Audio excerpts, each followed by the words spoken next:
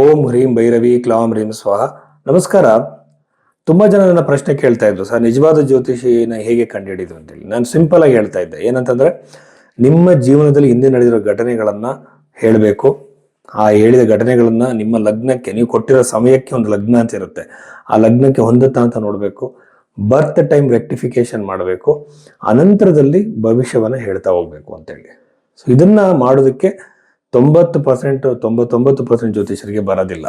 ಯಾಕೆಂತಂದ್ರೆ ಬರ್ತ್ time rectification ಅನ್ನುವಂಥದ್ದನ್ನ ಮಾಡೋದಕ್ಕೆ ಬಹಳ ಕಷ್ಟಪಡ್ಬೇಕಾಗತ್ತೆ. ಇನ್ನೊಬ್ರು ಕೇಳಿದ್ರು, ನೀವು ಹೇಗೆ ಭವಿಷ್ಯವನ್ನ ಹೇಳ್ತೀರಾ ಸರ್ ಅಲ್ಲದು ಅಂತಂದ್ರೆ, ನಾನು ಹೇಳುವ ಪದ್ಧತಿ ಹೇಗೆ ಅಂತಂದ್ರೆ, ಫಸ್ಟ್ ನಿಮ್ಮ ಲಗ್ನವನ್ನ ತಿದ್ದುತ್ತೀನಿ. ನೀವು ಕೊಟ್ಟಿರೋ ಬರ್ತ್ ಟೈಮ್ನ ಪ್ರಕಾರವಾಗಿ ಲಗ್ನವನ್ನ ತಿದ್ದುತ್ತೀನಿ. ಅನಂತರದಲ್ಲಿ ನಿಮಗೆ ಸೂಟೇಬಲ್ ಆಗುವಂಥ ದಶೆಯನ್ನು ನಾನು ಅಪ್ಲೈ ಮಾಡ್ತೀನಿ. ವಿಂಶೋತ್ತರಿ ದಶೆ ಇದೆ, ಚರ ದಶೆ ಇದೆ, ಆಮೇಲೆ ಬಹಳಷ್ಟು ತರದ 48 ತರದ ದಶೆಗಳಿದೆ. ಬೃಹತ್ ಪರಾಶರ ವರಶಾಸ್ತ್ರ, ನಿಮಗೆ ಸೂಟೇಬಲ್ ಆಗಿರುವಂಥ ದಶೆಯನ್ನು ನಾನು ಅಪ್ಲೈ ಮಾಡ್ತೀನಿ. ಅನಂತರದಲ್ಲಿ ಜಮಿನಿ ಪದ್ಧತಿಯಲ್ಲಿ ನೋಡ್ತೀನಿ, ಚರದಶೆಯಲ್ಲಿ ನೋಡ್ತೀನಿ, ಅದರ ನಂತರದಲ್ಲಿ ಯೋಗಿನಿ ದಶೆಯಲ್ಲಿ ನೋಡ್ತೀನಿ, ಇನ್ನೊಂದು ತರದಲ್ಲಿ ಪ್ರಶ್ನೆ ಕೊಂಡ್ಲೇನ್ ಹಾಕ್ತೀನಿ. ಕೊನೆಯದಾಗಿ ನಿಮ್ಮ ಹಸ್ತರೇಖೆಗಳಲ್ಲಿರುವಂತಹ ರೇಖೆಗಳು ಯಾವ ತರದ ವಿಚಾರವನ್ನು ಸೂಚಿಸ್ತಾ ಇದೆ ಅಂತೇಳಿ ನಾನು ಎಲ್ಲದನ್ನು ಕೂಡ ಸಿಂಥಸೈಸ್ ಮಾಡ್ತೀನಿ. ಎಲ್ಲದನ್ನು ಕೂಡ ಅಪ್ಲೈ ಮಾಡಿ ಒಂದು ಪ್ರೆಡಿಕ್ಷನ್ಗೆ ಬರ್ತೀನಿ. ಇದಕ್ಕೆ ಟೈಮ್ ಹಿಡಿಯುತ್ತೆ. ಅಲ್ಲಿ ನನ್ನ ಪ್ರೆಡಿಕ್ಷನ್ ಅಕ್ಯುರೇಟ್ ಆಗುವಂಥ ಸಾಧ್ಯತೆ ಬಹಳಷ್ಟು ಇರುತ್ತೆ. ಅದು ಬಿಟ್ಟು ನಾನು ನಿಮ್ಮ ಹೆಸರು ಕೇಳ್ಬಿಟ್ಟು ನ್ಯೂಮರಾಲಜಿ ಪ್ರಕಾರ ಈ ಡೇಟಲ್ಲಿ ಹುಟ್ಟಿದ್ರೆ ಈ ಥರ ಆಗುತ್ತೆ ಅನ್ನೋದು, ಇದು ಯಾವುದನ್ನು ನಾನು ಮಾಡೋದಿಲ್ಲ. ಇದು ಸೈಂಟಿಫಿಕ್ ಮೆಥಡ್. ಇದನ್ನ ದೊಡ್ಡ ದೊಡ್ಡ ಜ್ಯೋತಿಷರುಗಳು ಇದನ್ನು ಫಾಲೋ ಮಾಡ್ತಾ ಇದ್ದಾರೆ. ಸೊ ಅದನ್ನು ಬಿಟ್ಟು ಸುಮ್ಮನೆ ಕಾಲಹರಣಕ್ಕೆ ಏನೋ ಒಂದು ಹೇಳುವಂಥದ್ದು, 4ರಲ್ಲಿ 2 ಅಂತ ನಿಜ ಆಗತ್ತೆ, ಇದೆಲ್ಲ ಕೂಡ ಜ್ಯೋತಿಷ್ಯ ಅಲ್ಲ. ಸೊ ಇದು ನನ್ನ ಪದ್ಧತಿ. ಸೊ ಹಾಗಾಗಿ ನಿಜವಾದ ಜ್ಯೋತಿಷ್ಯನ ನಿಮ್ಮ ಘಟನೆಗಳನ್ನ ಎಷ್ಟು ಅಕ್ಯುರೇಟ್ ಆಗಿ ಅವ್ರು ಹೇಳ್ತಾರೆ ಅನ್ನೋದ್ರ ಮೇಲೆ ನಾವು ಕಂಡುಹಿಡಿಬಹುದು. ಆ ಬಗೆಯಲ್ಲಿ ನಿಮ್ಮ ಜಾತಕವನ್ನ ನೀವು ತೋರಿಸ್ಬೇಕಾಗಿದೆ. ನೀವು ಭೈರವಿ ಆಸ್ಟ್ರೋಗೆ ಸಂಪರ್ಕ ಮಾಡಬಹುದು. ಸೊ ಇಲ್ಲಿ ಬಹಳ ಮುಖ್ಯವಾದ ವಿಚಾರ ಏನಂತಂದ್ರೆ, ಹಸ್ತ ಸಾಮುದ್ರಿಕ, ಇಲ್ಲಿ ಡೇಟ್ ಆಫ್ ಬರ್ತ್ ಇಲ್ವಲ್ಲ ಸರ್ ಅಂತ ತುಂಬಾ ಜನ ಕೇಳ್ತಾರೆ. ಹಸ್ತದ ಮೂಲಕ ಬಹಳಷ್ಟು ವಿಚಾರಗಳನ್ನ ಹೇಳ್ಬೋದು. ಇದರಲ್ಲಿ ಚೈನೀಸ್ ಪಾಮಿಸ್ಟ್ರಿ ಇದೆ, ಇಂಡಿಯನ್ ಪಾಮಿಸ್ಟ್ರಿ ಇದೆ, ನಾಡಿ ಪಾಮಿಸ್ಟ್ರಿ ಇದೆ. ನಾಡಿ ಹಸ್ತ ಸಾಮುದ್ರಿಕ ಬಹಳ ಅಕ್ಯುರೇಟ್ ಆಗಿ ಹೇಳ್ಬೋದು. ಇದ್ರ ಬಗ್ಗೆ RG ರಾವ್ ಅವರ ಬಹಳಷ್ಟು ಸಂಶೋಧನೆಗಳಿದೆ. ಸೊ ಇದ್ರ ಬಗ್ಗೆ ಮಾತಾಡೋಣ. ಈ ಮೂಲಕ ನಾನು ಒಂದು ಪರ್ಟಿಕ್ಯುಲರ್ ಒಂದು ಇವೆಂಟ್ನ ಹೇಳೋದಕ್ಕೆ ಟ್ರೈ ಮಾಡ್ತೀನಿ. ಸೊ ಇದು ನನ್ನ ವೇ ಆಫ್ ಪ್ರೆಡಿಕ್ಷನ್. ಸೊ ಇದು ನನ್ನ ಟೆಕ್ನಿಕ್. ಸೊ ಈ ಬಗ್ಗೆ ನೀವು ಪ್ರೆಡಿಕ್ಷನ್ಸ್ ತಗೋಬೇಕು ಅಂದ್ರೆ ಕಾಂಟ್ಯಾಕ್ಟ್ ಮಾಡ್ಬೋದು. ಮಕರ ರಾಶಿ 2026 ಮಾರ್ಚ್ 8ನೇ ತಾರೀಕಿನ ನಂತರದಲ್ಲಿ ಮಕರ ರಾಶಿಯಲ್ಲಿ ಜನಿಸಿದಂಥವರಿಗೆ ಏನೆಲ್ಲ ವಿಶೇಷಗಳಿದೆ ಅಂತ ನಾವು ನೋಡೋಣ.